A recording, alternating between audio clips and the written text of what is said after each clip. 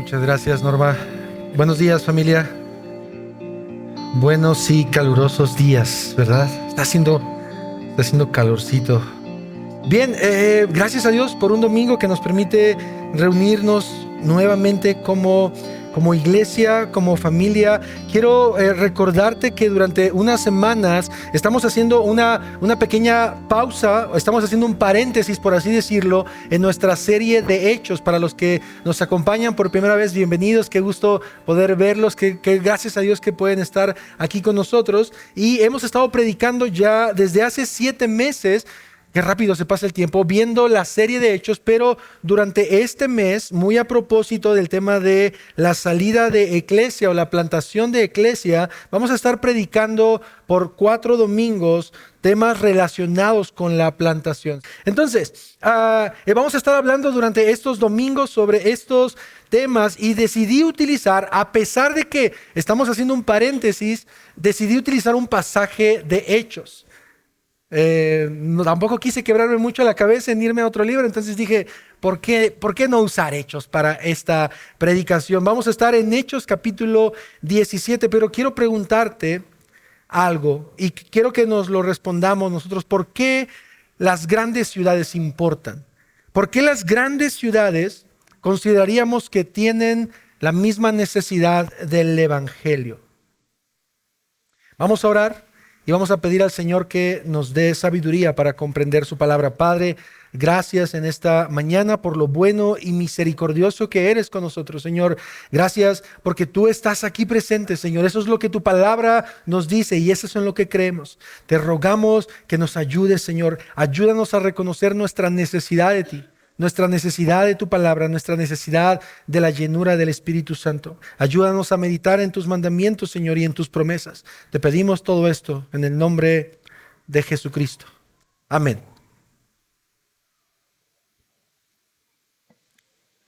¿Cuántos de ustedes nacieron en la Ciudad de México? ¿Pueden levantar la mano? Ok, tenemos una buena parte de personas que nacieron en la Ciudad de México. ¿Cuántos de ustedes, a pesar de, incluso con los que nacieron en la Ciudad de México, si vienen de otro estado, crecieron la mayor parte de su vida aquí en la Ciudad de México? ¿Puedes levantar tu mano, por favor? Aparte de los que ya la habían levantado. No sé por qué son los mismos. Yo creo que les dio flojera. O a lo mejor sí de verdad está tan fuerte el calor que tal vez decidieron, está bien, no pasa nada. Para los que crecieron o estudiaron aquí, seguro estarán de acuerdo conmigo que la Ciudad de México, con el paso del tiempo, de alguna u otra forma, tal vez ya no es tan impresionante como lo era o como lo es para otras personas. A lo mejor para ustedes que ya crecieron en esta ciudad, ya lo ven como algo normal, porque nacieron aquí, crecieron aquí y han pasado la mayor parte de su vida en esta ciudad. Pero para aquellos que no crecimos o que incluso personas que vienen de visita a nuestro país, algunos de ustedes tal vez han recibido amigos extranjeros, una de las primeras cosas que ellos dicen es lo siguiente: qué enorme está esta ciudad, ¿verdad que sí? Es más, seguro ustedes también lo piensan. Seguro tú ya sabes esto, pero la Ciudad de México está dentro de las 10 ciudades más pobladas y visitadas de todo el mundo. Dentro de las primeras, me parece que ocupa el lugar número 6 o 7, dentro de todas las ciudades del mundo. Es la ciudad más poblada de nuestro país, obviamente, y según las cifras del INEGI, la Ciudad de México ya ha superado desde hace un buen rato los 20 millones de habitantes. 20 millones de habitantes. Quiero decir esto que es obvio, pero que quiero que lo puedas recordar. Vivimos en una gran ciudad, con una gran cantidad de personas y cada persona con diferentes situaciones que viven día a día.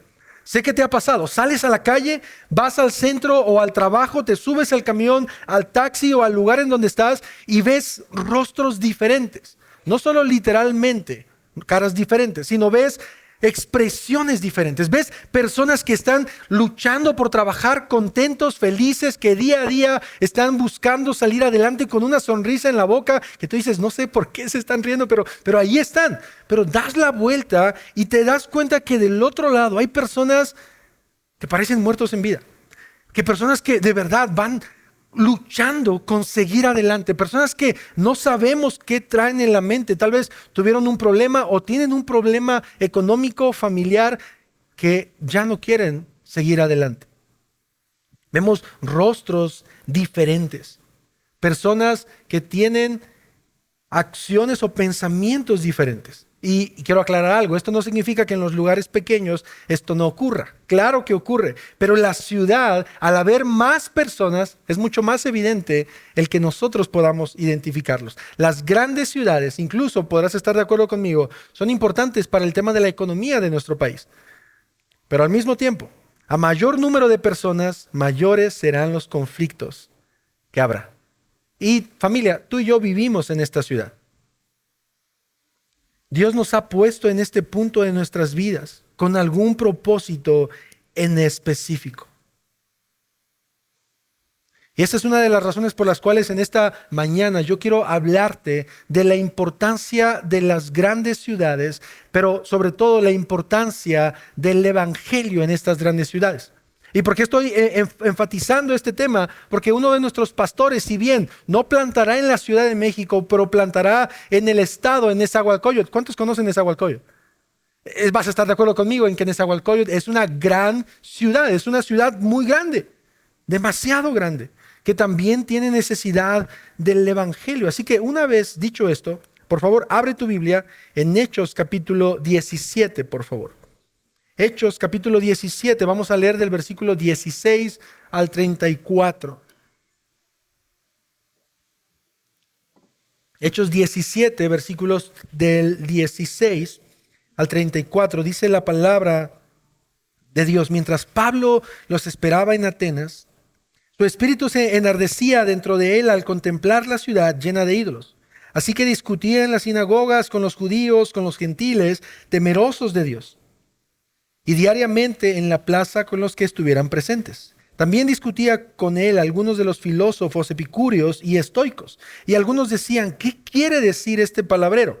Parece ser un predicador de divinidades extrañas, decían otros, porque les predicaba a Jesús y la resurrección. Versículo 19, entonces tomaron a Pablo y lo llevaron al Areópago diciendo, ¿podemos saber qué es esta nueva enseñanza que usted proclama? Porque le oímos decir cosas extrañas. Por tanto, queremos saber qué significan. Pues todos los atenienses y los extranjeros de visita allí no pasaban el tiempo en otra cosa, sino en decir o en oír algo nuevo. Entonces Pablo, poniéndose en pie en medio del Areópago, dijo, varones atenienses, percibo que ustedes son muy religiosos en todo sentido, porque mientras pasaba y observaba los objetos de su adoración, hallé también un altar con esta inscripción, al Dios desconocido. Pues lo que ustedes adoran sin conocer, eso les anuncio yo. El Dios que hizo el mundo y todo lo que en él hay, puesto que es el Señor del cielo y de la tierra, no mora en templos servidos por manos humanas, como si necesitara de algo, puesto que él da a todos vida y aliento y todas las cosas.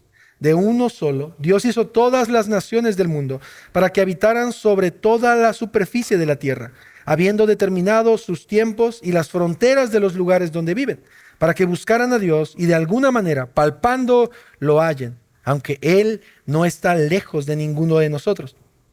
Porque en Él vivimos, nos movemos y existimos, así como algunos de los poetas de ustedes han dicho, porque también nosotros somos linaje suyo. Siendo pues linaje de Dios, no debemos pensar que la naturaleza divina sea semejante a oro, plata o piedra, esculpidos por el arte y el pensamiento humano. Por tanto, habiendo pasado por alto los tiempos de ignorancia, Dios declara ahora a todos los hombres en todas partes que se arrepientan. Porque Él ha establecido un día en el cual juzgará al mundo en justicia, por medio de un hombre a quien Él ha designado, habiendo presentado pruebas a todos los hombres cuando lo resucitó de entre los muertos. Cuando oyeron de la resurrección de los muertos, algunos se burlaban, pero otros dijeron, le escucharemos otra vez acerca de esto. Entonces Pablo salió de entre ellos, pero algunos se unieron a él y creyeron, entre los cuales estaban Dionisio el Areopagita, una mujer llamada Dámaris y otros con ellos. Familia, este será el texto que vamos a estar compartiendo durante los siguientes minutos y el título de mi enseñanza va a aparecer en pantalla y es el siguiente: una gran ciudad necesitada de un gran evangelio. Una gran ciudad necesitada de un gran evangelio. Y para este pasaje decidí utilizar 6 puntos o 6 ideas que de hecho quiero aclarar que algunas de ellas son bastante breves, son muy pequeñitas, pero considero que están dentro del texto y nos van a ayudar a poder entender el pasaje de una forma sistemática, de una forma un poco más clara. Y van a aparecer en tu pantalla. Quiero que las puedas ver conmigo, por favor. Cuando hago estas ideas, lo que trato de hacer no solo para ustedes, sino para mí es relacionarlas y así me las memorizo un poquito mejor. Entonces, estoy utilizando varias palabras en común. El primer punto, una gran ciudad. El segundo punto, una gran audiencia. La tercera idea, perdón, están bien. Perdón, una gran ciudad, una gran idolatría, una gran audiencia, una gran necesidad, un gran evangelio y un gran milagro. Esos serán los puntos que estaremos viendo. Y la idea principal que quiero compartir contigo, no te preocupes si no alcanzaste a anotar los puntos, los voy a estar repitiendo a lo largo del sermón. La idea principal que quiero compartir contigo y que de hecho agregué una pregunta en esta idea es la siguiente. Una gran ciudad tiene una gran necesidad del evangelio. ¿Nuestro corazón se duele por esta ciudad? Nuestro corazón se duele por esta ciudad. Esta será la idea principal, mis hermanos, amigos, de esta mañana. Así que me gustaría comenzar con la primera idea, la cual, como lo dije hace un momento, la he titulado Una gran ciudad. Voy a leer una pequeña parte, solamente del pasaje, muy pequeña parte del versículo 16. Mientras Pablo los esperaba en Atenas. ¿A quién estaba esperando Pablo? Familia, para este punto nos hemos saltado varios capítulos de la serie de Hechos, porque estábamos en el capítulo 11. Ahora Pablo está en su segundo viaje misionero y ha visitado muchas ciudades y ha plantado muchas otras iglesias. Después de visitar Tesalónica y enfrentar persecución, dice la palabra que Pablo visita Berea. ¿Recuerdas este pueblo que es muy conocido porque dice que el pueblo de Berea tenía un corazón más noble que los de Tesalónica? Después de ir a Berea, Pablo de nuevo comienza a sufrir persecución y después de ahí se va a Atenas, a esta gran ciudad. Él espera a sus amigos en esta gran ciudad y es aquí en donde nos encontramos.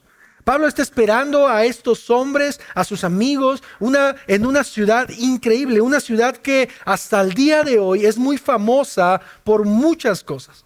Ha habido películas en donde esta ciudad figura, ha habido series animadas sobre este lugar y no es para menos. No sé si tú lo sabías, pero esta ciudad es una de las ciudades con un nombre más antiguas del mundo.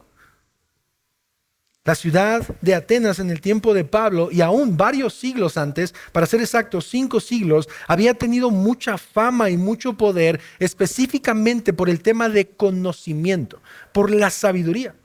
Atenas en aquel tiempo, e incluso tiempo atrás, fue la ciudad principal de Grecia y sus logros filosóficos, mis hermanos, y culturales, de verdad, que hasta el día de hoy no tienen comparación. No lo tienen.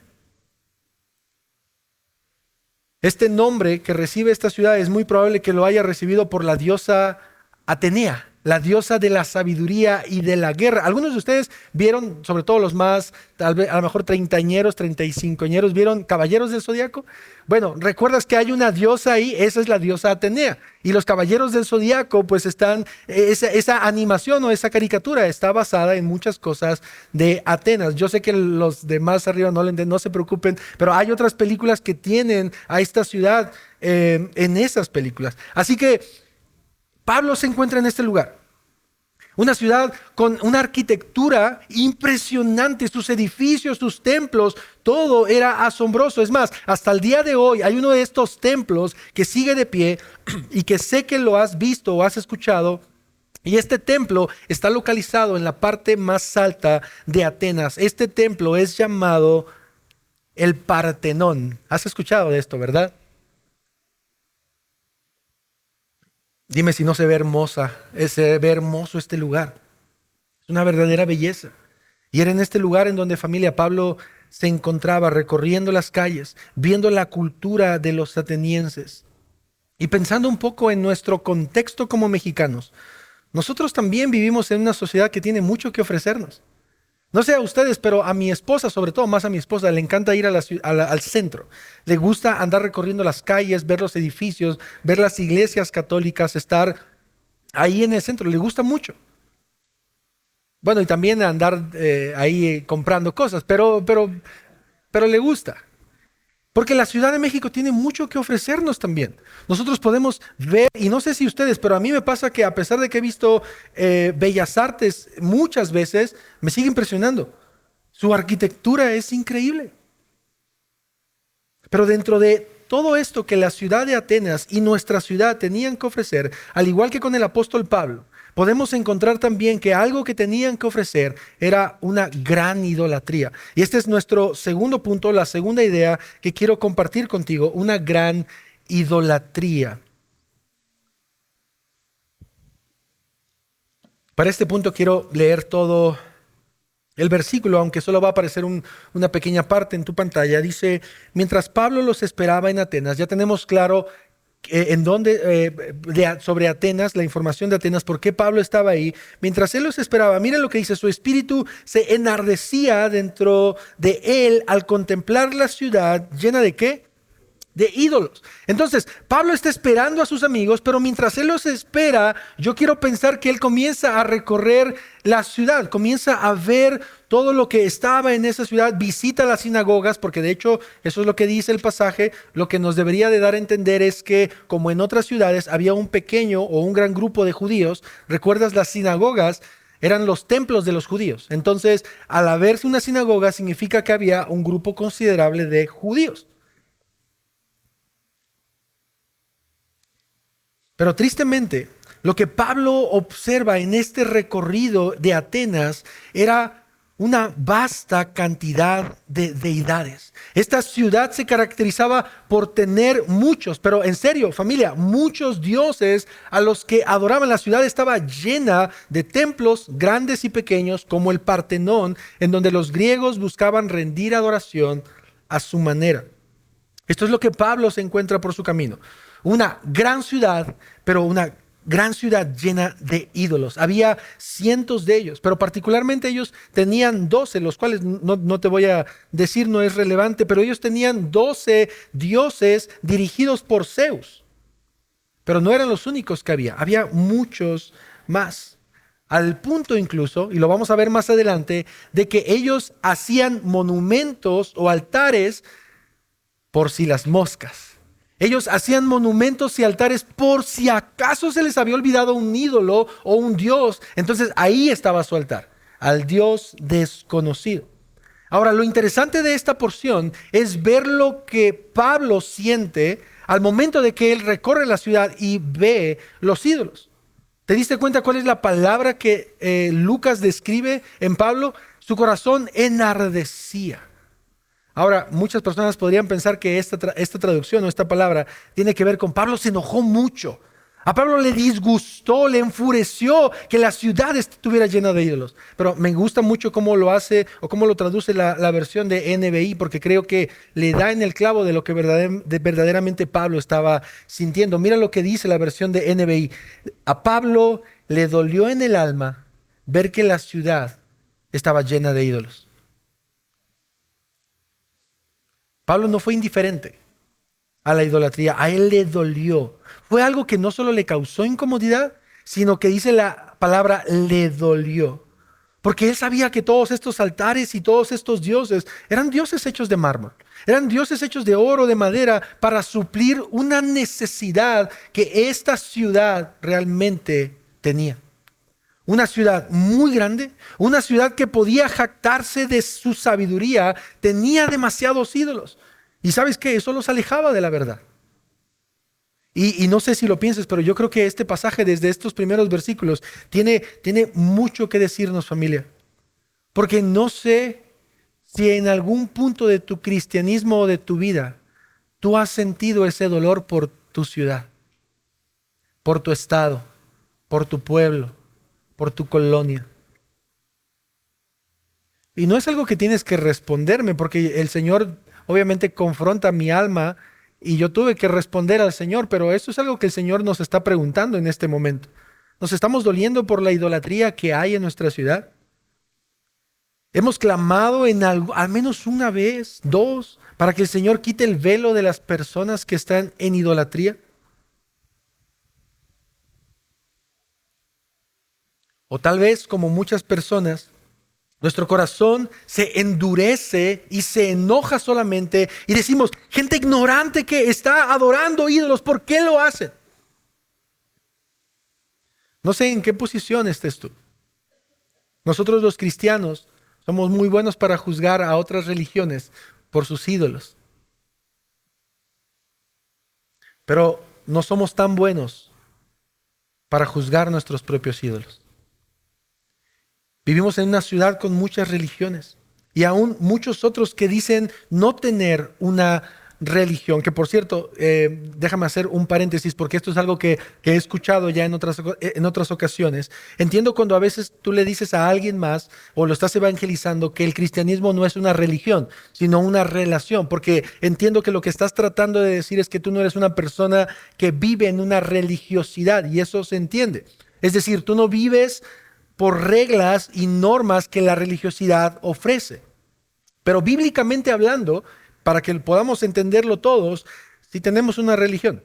El cristianismo es una religión. Escucha esto, el cristianismo es una religión. Ya que en la definición más simple de religión, nosotros sabemos que la religión es un conjunto de creencias o dogmas, que es lo mismo, acerca de una divinidad.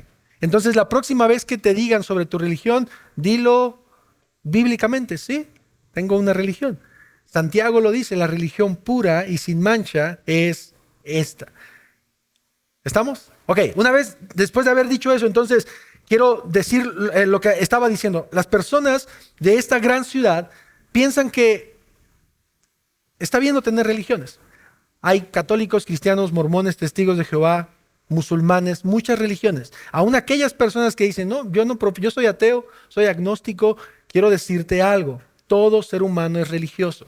Todo ser humano, sin excepción, es adorador por naturaleza. No importa si eres católico, cristiano, testigo, agnóstico, ateo, si eres de izquierda, derecha, conservador o liberal, todo ser humano es adorador por naturaleza. Lo importante aquí es ver qué estás adorando.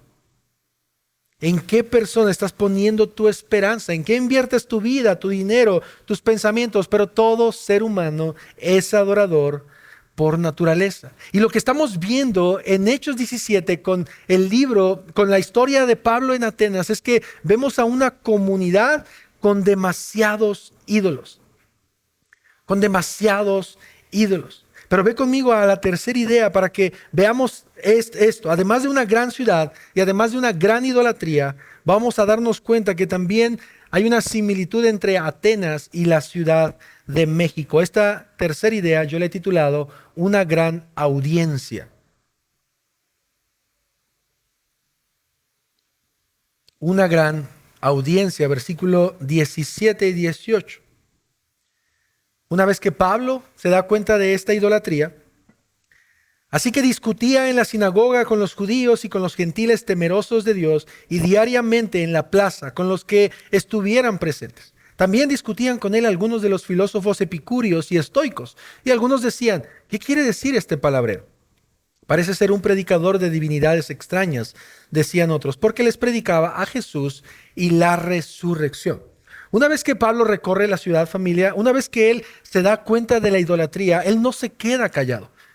En verdad hay tanto que aprender del apóstol Pablo aquí en este pasaje. Pablo no se queda callado. Él de nueva cuenta comienza con esta estrategia de evangelismo, yendo primero a las sinagogas con los judíos y predica el evangelio. Pero ahora, lo interesante de este texto, y esto es lo que quiero que veas, es que la audiencia de Pablo es diferente en relación con otros lugares.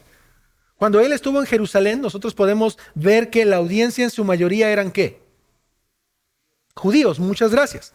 Cuando viaja a Chipre, podemos saber que la mayoría de su audiencia era ¿qué?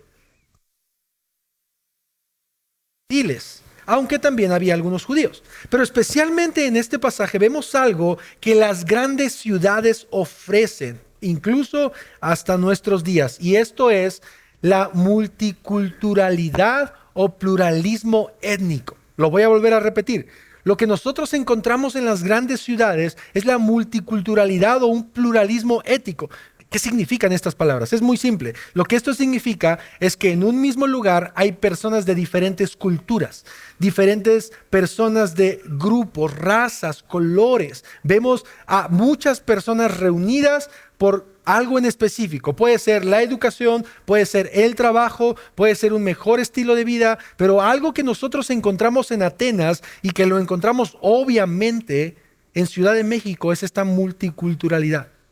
Piensa un poco en esto. Viaja, no sé si han viajado últimamente, pero viaja a Chiapas o a Oaxaca y no vas a encontrar esta misma multiculturalidad. Sí, hay extranjeros, vienen, se quedan 2, 3 días, se van. Pero la mayoría de personas son personas que nacieron y crecieron ahí. Pero en Ciudad de México no. En Ciudad de México es una combinación de personas de diferentes lugares.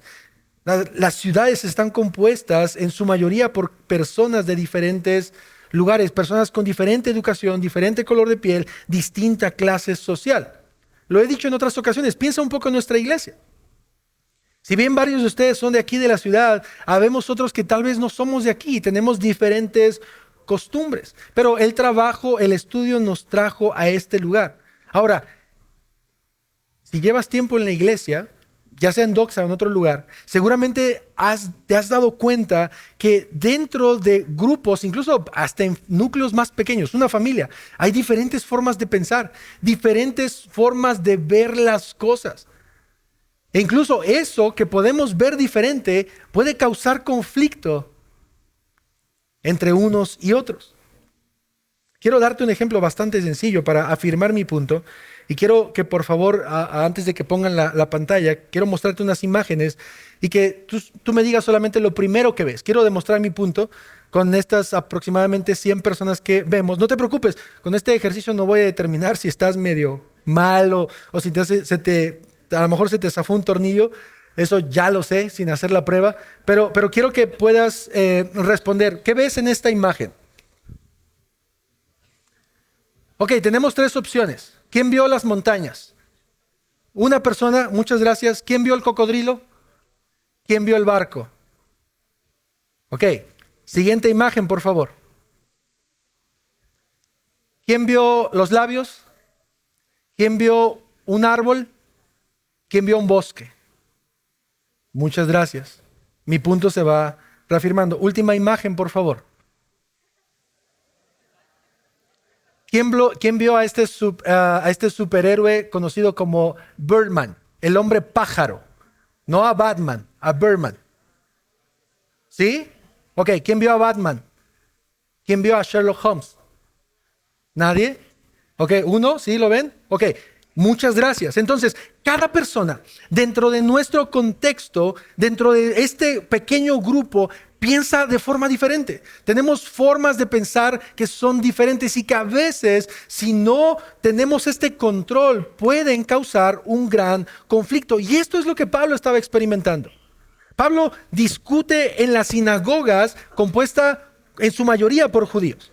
Pero después dice la palabra que él sale y comienza también, en la sinagoga, no solamente con judíos, sino también con gentiles temerosos de Dios. Lo que eso significaría es que posiblemente estos sean hombres o mujeres conocidos como prosélitos. ¿Te acuerdas lo que era eso? Un prosélito es un gentil que se convierte al judaísmo y que incluso tiene que hacerse lo que se conoce como la circuncisión. Aquí ya tenemos a 2 grupos de personas. Pero además de eso, el texto nos dice que Pablo diariamente hablaba en las plazas. Y en las plazas seguramente no había tantos gentiles temerosos de Dios. Había griegos, había gentiles que tenían muchas deidades. Aquí tenemos a 3 grupos de personas. Pero además de eso, también nos dice que la audiencia de Pablo eran ¿qué? Eran filósofos. Específicamente, Lucas nos habla de 2 tipos. Los epicúreos y los estoicos. Y quiero tomarme tal vez solamente 3 minutos para explicarte porque creo que esto es muy relevante para el texto. Si tú recuerdas al principio, lo dije, Atenas se caracterizaba por su sabiduría, por la sabiduría de los filósofos. Atenas fue la cuna de filósofos o de grandes filósofos, como Sócrates, como Platón y como Epicuro, que es el padre de este pensamiento. Imagínate a estos filósofos escuchar a Pablo, personas que intelectualmente eran superiores a otros, intelectualmente. Llama mucho la atención que el pasaje de Hechos nos dice que incluso algunos de ellos querían escuchar a Pablo. Ahora, lo vamos a ver más adelante, pero ellos no querían escucharlo porque querían conocer la verdad. El mismo pasaje nos dice por qué querían escucharlo, ¿verdad? Porque amaban el conocimiento, porque a ellos les encantaba escuchar. Entonces, podemos aprender algo también aquí, que no solamente los atenienses tenían ídolos de mármol, de piedra, de oro, tenían ídolos aquí y aquí. La sabiduría y el conocimiento se había vuelto una idolatría para ellos. No es malo aprender, no me malinterpretes. Pero para estas personas les encantaba, y dice la palabra, pasaban todo el tiempo aprendiendo.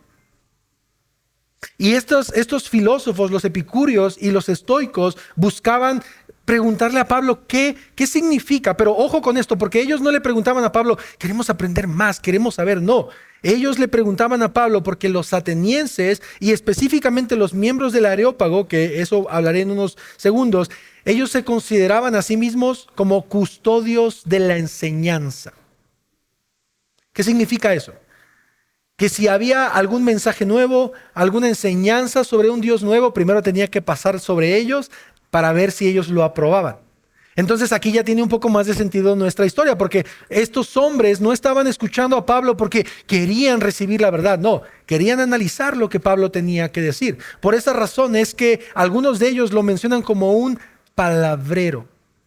Esta palabra en su traducción tiene mucha comparación con un hombre en los tiempos de Pablo que recogía basura, como una persona que solamente estaba recogiendo basura como para utilizarla, como un charlatán en nuestros días podría ser, pero esta palabra, palabrero, significa, era una palabra despectiva, era una frase despectiva. Los filósofos epicúreos era un grupo de pensadores que creían, escucha esto, que el placer y la felicidad eran el bien supremo de la humanidad. Esa era su meta de vida.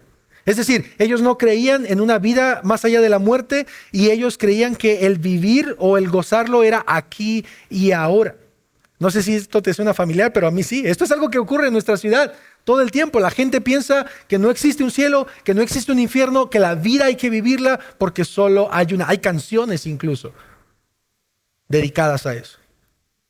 Por otro lado, los filósofos estoicos creían que Dios era el alma del universo, algo que tú y yo conocemos como panteísmo. Es decir, ellos creían que en esta planta estaba la esencia de Dios, que en ese árbol estaba la esencia de Dios y todo era Dios. Al mismo tiempo, ellos tampoco creían en la resurrección de los muertos. Y mis hermanos, esta es la audiencia de Pablo. Había judíos que no creían en el cristianismo. Había gentiles que creían en la verdad del Señor y que se convertían algunos de ellos. Pero había gentiles que tenían sus deidades. Y había filósofos que estaban escuchando a Pablo, pero no para aprender, sino para debatir.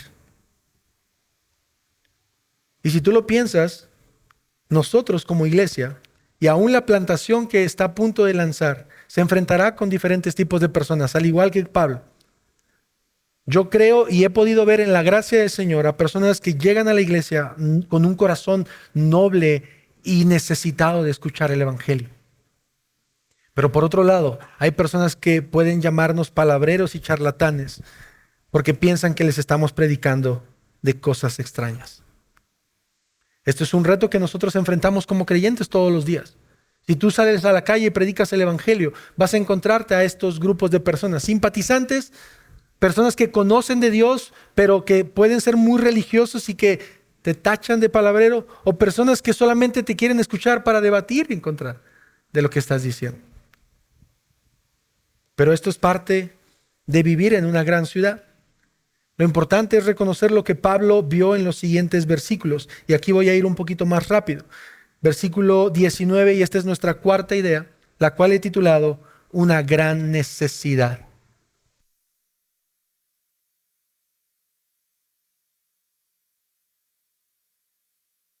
una gran necesidad. Versículos 19 y 21. Entonces tomaron a Pablo y lo llevaron al Areópago diciendo: ¿podemos saber qué es esta nueva enseñanza que usted proclama? Porque lo oímos decir cosas extrañas. Por tanto, queremos saber qué significa. Pues todos los atenienses y los extranjeros de visita allí no pasaban el tiempo en otra cosa, sino en decir o en oír algo nuevo. Familia, en una gran ciudad, con una gran idolatría, con una gran audiencia, podemos ver algo que todos ellos tenían en común, y es una gran necesidad del evangelio.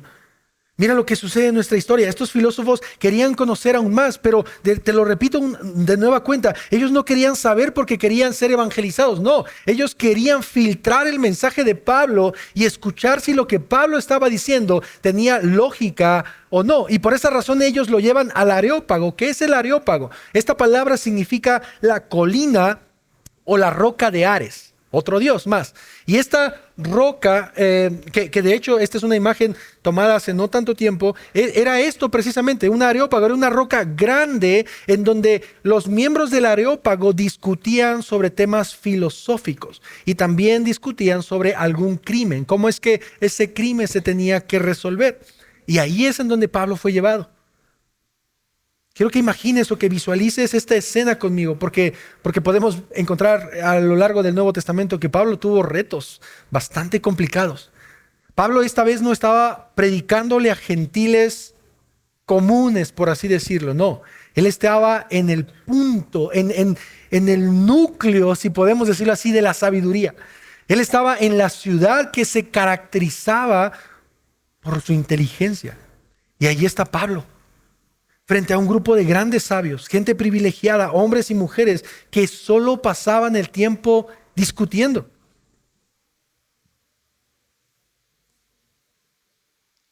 ¿Te imaginas en el lugar de Pablo? Dime, no, no me imagino.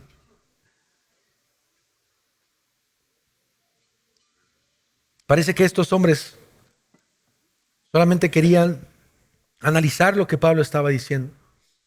Pero al mismo tiempo, estos hombres con ese amor por la sabiduría hacen cosas que llaman mucho la atención. Primero, ellos fueron los que llevaron a Pablo. A diferencia de en otras ocasiones, cuando Pablo es el que va, ahora estos hombres llevan a Pablo. ¿Se dan cuenta? O sea, no hay una persecución, no lo quieren latigar, no, quieren llevarlo al lugar, a la colina de Ares, en donde antes se rendía adoración y ahora se debaten temas filosóficos, lo llevan a este lugar, pero ellos afirman en dos ocasiones que querían saber sobre esta nueva enseñanza. ¿Pero por qué? Porque amaban el conocimiento. Ellos no solo, lo vuelvo a repetir, no solo tenían como dioses a Ares, Zeus, Atenea, no. En sus corazones había un ídolo más profundo y era el ídolo del conocimiento. Amaban conocer, amaban aprender. Y no sé si te ha ocurrido, pero este es un gran peligro para los creyentes. Y sobre todo ahora para los creyentes que se llamen reformados o que lleven el título o el apellido de reformados. Cuando tenemos relación con una persona de otra denominación, un pentecostal, un bautista, y les hacemos preguntas como: ¿qué piensas de las 5 solas? ¿Cómo que no sabes de las 5 solas? O sea, ¿no te sabes el tulip? ¿No te sabes los catecismos de Heidelberg? ¿No te sabes los catecismos que han aparecido? Entonces, ¿de verdad eres cristiano? ¿En verdad amas al Señor? No sé si tú has sido alguno de esas personas, pero mejor me quedo callado. Yo lo fui. De hecho, hay un dicho que me encanta y lo digo siempre, que dice que los cristianos convertidos a la idea reformada deberían ser encerrados en jaulas de oro por un buen tiempo. Es un dicho que alguien lo dijo, no recuerdo quién, pero lo que esta idea trata de decir es que cuando tú conoces de la reforma, de las 5 solas, tienes a veces tanto anhelo por compartirlo, pero tu anhelo se va enfocado más en un tema de conocimiento. Y comienzas a publicar y a desacreditar, y entonces te metes a páginas de pastores de la prosperidad y empiezas a escribir y empiezas a decir: él es un falso maestro, no existen los apóstoles, no existen los profetas, y comienzas. Porque hay un conocimiento, pero ese conocimiento se puede volver un ídolo. Y debemos de tener cuidado con eso. porque esto es lo que pasaba en Atenas. Pero me encanta cómo Pablo habla a estos hombres. Me encanta cómo está pensando, porque Pablo no se dirige a ellos con más filosofía. Pablo no se dirige a ellos con argumentos que puedan impresionar a estas personas. De hecho, hay un pasaje en 1 Corintios capítulo 1, lo vas a ver en pantalla, en el versículo 18, que dice: porque la palabra de la cruz es necedad para los que se pierden, pero para nosotros los salvos es poder de Dios. Porque está escrito: destruiré la sabiduría de los sabios y el entendimiento de los inteligentes desecharé. ¿Dónde está el sabio? ¿En dónde está el escriba? ¿Dónde está el que sabe discutir de este siglo? Pausa ahí. Estaban en Atenas, específicamente frente a Pablo. Obviamente no todos, pero un buen grupo. ¿No ha hecho Dios que la sabiduría de este mundo sea necedad? Pues ya que en la sabiduría de Dios el mundo no conoció a Dios, por medio de su propia sabiduría, agradó a Dios mediante la necedad de la predicación, salvar a los que creen.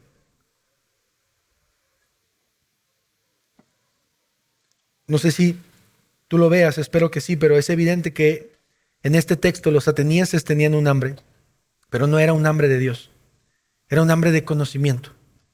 Porque ellos no pasaban el tiempo en otra cosa, sino en oír o decir algo nuevo. Familia, y esto que estamos viendo es un contexto muy parecido a nuestra ciudad. Porque la gente quiere escuchar cosas lógicas. Y ¿sabes qué? El evangelio en muchas cosas es ilógico, aún para nosotros como cristianos. Pero no por eso significa que sea falso. ¿Qué significa eso de que el evangelio no es lógico o es ilógico? Sí, porque mientras que la sociedad te dice: si te hacen, desquítate, el evangelio te dice: pon la otra mejilla. Mientras que la sociedad te dice: saca provecho de donde puedas, del trabajo, transea, roba, lo que puedas, pero lo importante es salir adelante. El evangelio te dice: es mejor dar que recibir. Mientras que la sociedad te dice: busca tu felicidad, porque lo más importante eres tú, vales oro. El evangelio te grita: ama, sacrifícate, entrégate, sirve a los demás, así como Cristo lo hizo. Y esta ciudad, mis hermanos, a pesar de que era una ciudad muy rica en muchos sentidos, era pobre porque estaba alejada de Dios. Tenía mucho aquí, pero estaban vacíos acá. Y por esa razón Pablo no predica cosas vanas. Por esa razón Pablo no comienza a argumentar con filosofía. Pablo predica lo más precioso que tú y yo tenemos, que es el evangelio. Y esa es la quinta idea que quiero compartir contigo: un gran evangelio. Un gran evangelio. Esta porción es bastante larga y no la vamos a leer toda, pero solo quiero que leas versículos 22 y 23. Pablo se pone de pie en medio del Areópago, en medio de estas personas sabias que se la pasaban todo el tiempo investigando o escuchando cualquier cosa. Y les dijo: varones atenienses, percibo que ustedes son muy religiosos en todo sentido. Porque mientras pasaba y observaba los objetos de su adoración, hallé también un altar con esta inscripción: al Dios desconocido. Pues lo que ustedes adoran sin conocer, eso les anuncio yo. Pablo ve la gran necesidad que estas personas tienen. Y él no viene con sabiduría humana. Él no viene de nuevo con estos argumentos para tratar de convencer con la razón. No, él predica el evangelio delante de hombres inteligentes. Les hace ver su realidad. Estos hombres eran personas religiosas. En todo sentido, dice Pablo, tenían muchos dioses, muchos altares. Pero fíjate qué es lo que hace Pablo. Número uno, Pablo cuando ve los altares no se enoja, no grita, no comienza a tacharlos de ignorantes. Él utiliza estratégicamente los ídolos de los atenienses para hablar del Dios desconocido, que es el Dios que ellos necesitan conocer. Hay una idea de Martín Lutero sobre este pasaje de Hechos específicamente que me gustó y quiero compartir contigo. Va a aparecer en pantalla. Dijo Martín Lutero siglos atrás: primero debemos ganar el corazón de los hombres, dice él. Esto se logra predicando el evangelio. La semilla cae en el corazón y obra allí. Así se convence el hombre. Continúa diciendo: cuando Pablo entró en Atenas, vio muchos altares e ídolos, mas no tocó ni destruyó ninguno, sino que se puso en la plaza, predicó el evangelio y probó que aquellas cosas eran superficiales. Cuando la palabra ganó los corazones, los ídolos cayeron por sí mismos.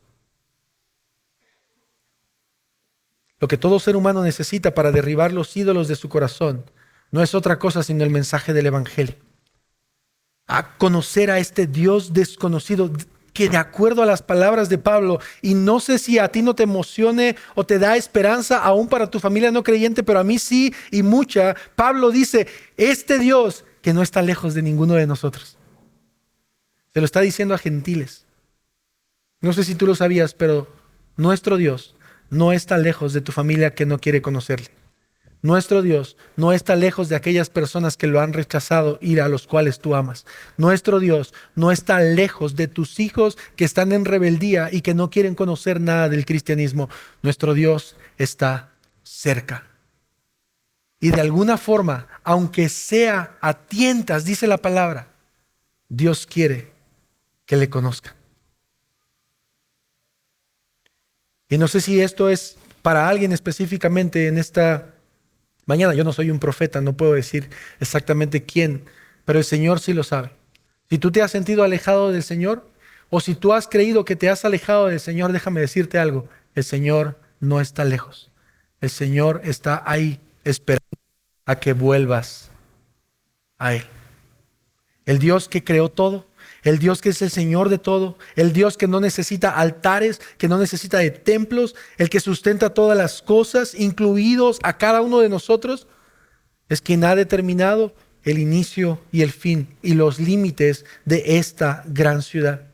Y ¿sabes qué? Esta también es una palabra de esperanza para nuestra ciudad, no solamente para nuestra familia y no solamente para Atenas. Tú y yo estaremos de acuerdo en que la Ciudad de México es hermosa, pero es caótica. Es difícil. Nuestra ciudad es complicada en muchos sentidos. Hay corrupción por todos lados. Hay contaminación. ¿Por qué crees que hoy no hay? Muchos de nuestros hermanos no están aquí. Hay contaminación por todos lados. Hay gente sufriendo. Hay mujeres desapareciendo. Hay niños desapareciendo. Hay hombres inocentes en las cárceles siendo abusados sexualmente por hombres y por muchos hombres. En este momento hay bebés, hay seres humanos siendo despedazados con pinzas en hospitales o en lugares que se llaman hospitales o que se hacen decir hospitales, incluidas mujeres perdiendo la vida en este momento. Hay personas que están sufriendo como no podemos imaginarnos. Pero la esperanza del Evangelio, la esperanza que Dios nos está dando a nosotros, es que Dios no está lejos de ellos. Así como no está lejos de nosotros, Dios no está lejos de ellos. Y esa es una gran esperanza. Una gran ciudad tiene una gran necesidad del Evangelio. ¿Está nuestro corazón doliéndose por esto? ¿Nuestro corazón se duele por esta ciudad? Pablo comienza a hablar de Cristo, pero toca un tema que para precisamente estos sabios era un tema ilógico y es el tema de la resurrección. Los epicúreos y los estoicos no creían en la resurrección, no creían en que los muertos volvieran a la vida. Y ¿sabes qué? A Pablo no le importó. Pablo predicó, él no se detuvo en sus palabras, él predicó y habló de la resurrección. Y por esa razón dice la palabra, y lo vamos a ver más adelante, que algunos comenzaron a burlarse. Pero esta es la esperanza en la que nosotros hemos creído, familia. Que Dios encarnó, que Cristo, el Hijo de Dios, murió por los pecados, no solamente por los tuyos, sino por aquellos que habrían de ser salvos, incluidas muchas personas de esta caótica ciudad. Pero esto no terminó en la cruz del Calvario, sino que el Hijo resucitó, mostrando el poder que tenía frente a la muerte y frente al pecado. Pablo creía en esto a pesar de la oposición y a pesar de la burla que recibió. Y ese es el último, sexto y último punto del que quiero hablarte. Un gran milagro. Últimos versículos.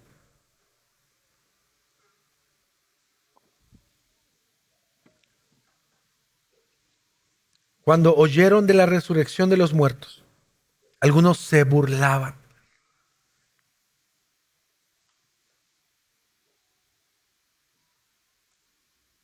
¿Te ha pasado esto alguna vez? Ha habido gente que se ríe de tu fe. Si no, yo creo que deberías o debería de haber. Porque tu fe es probada, maduras, creces. Cuando la gente se burla de ti. Pablo estaba en medio de todos estos filósofos y me imagino algunos señalándolo y riéndose. Y aquí tenemos a un grupo. Quiero que pienses, ahorita que veas estos versículos, 3 grupos distintos de personas. Unos se burlaban, otros dijeron, lo escucharemos otra vez acerca de esto. No sabemos si eran personas que verdaderamente creían en el Evangelio, pero amaban aprender. Queremos escuchar, ¿qué más tienes que decir? Cuando Pablo sale de entre ellos, algunos se unieron a él y creyeron. ¿Te das cuenta de lo que acaba de ocurrir aquí, familia? El Evangelio ha sido predicado, el Padre ha sido glorificado, Cristo ha sido anunciado como aquel que juzgaría a vivos y muertos. Este Dios desconocido para los atenienses es un Dios que los había creado, que los había sustentado, que determinaba sus fronteras. ¿Y cuál es la respuesta de la audiencia de Pablo? Encontramos a estos tres grupos de personas que unos se burlan, otros quieren conocer más, pero hay otro pequeño grupo de personas, de acuerdo a este pasaje, que han recibido un gran milagro, y es el milagro de la salvación. A diferencia de otras ocasiones en Hechos, ahora no vemos que una multitud se convierta. ¿Recuerdas? Eso es algo que aparece muchas veces en Hechos, que grandes multitudes, cientos, miles de personas se convierten. Aquí no. Parece ser que es un pequeño grupo, incluso tan pequeño que se nos da el nombre de algunos. Dionisio, el Areopagita.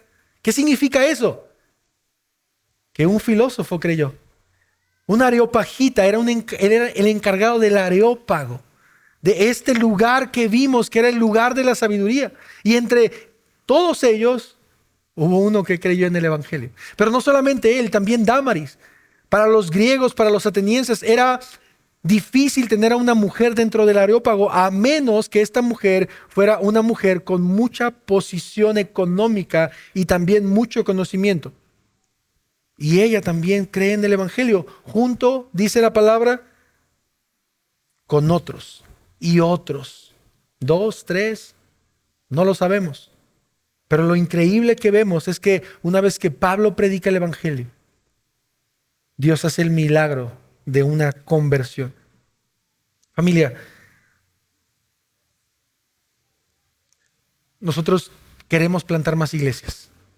Tenemos el deseo de plantar más iglesias y que en su misericordia y en su gracia el Señor en algunos años pueda levantar hombres de aquí que sientan este llamado y que puedan ser probados por la iglesia para plantar iglesias en otros lugares. Pero al mismo tiempo somos conscientes de que vamos a encontrar estos 3 grupos de personas en nuestra ciudad. Personas que se van a burlar del Evangelio, personas que tal vez van a tener el interés de querer escuchar un poco más, a lo mejor para burlarse después, no lo sé. Pero también tenemos esta esperanza de que habrá personas, tal vez pocas, pero habrá personas que quieran reconocer a Jesús como su Señor.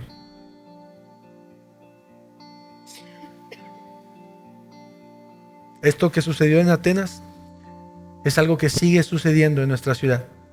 Siempre existirán estos grupos de personas y como iglesia nosotros debemos recordar, como se los dije en los primeros 6 puntos, que una gran ciudad siempre traerá una gran idolatría, porque siempre habrá una gran audiencia con una gran necesidad, necesitados del Evangelio, y el Señor puede traer un milagro a sus vidas. Déjame terminar con esto. Una gran ciudad tiene una gran necesidad del Evangelio. ¿Nuestro corazón se duele por esta ciudad? Ponte de pie, familia, por favor.